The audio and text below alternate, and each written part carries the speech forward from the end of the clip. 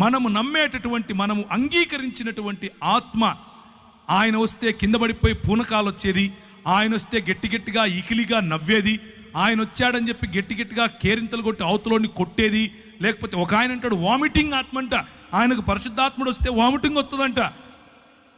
ఒక ఆయన అంటాడు పరిశుద్ధాత్మ వస్తే నేను అవతలోని తిడతానంటాడు, ఒక ఆయన పరిశుద్ధాత్మ వస్తే నేను సాతాను తిడతానంటాడు. ఎట్లా పడితే అట్లా. పరిశుద్ధాత్ముని శక్తి రాజ్య నిర్మాణానికి ఉపయోగపడుతుంది.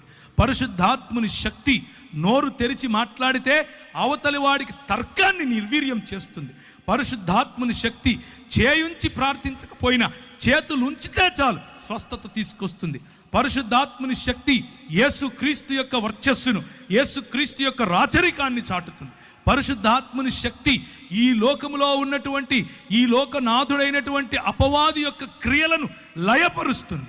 పరిశుద్ధాత్ముని శక్తి మనకు స్వస్థతతో పాటు బుద్ధిని తీసుకొస్తుంది. పరిశుద్ధాత్ముని శక్తి గవర్నెన్స్ తీసుకొస్తుంది. పరిశుద్ధాత్ముని శక్తి అడ్మినిస్ట్రేషన్ నేర్పిస్తుంది.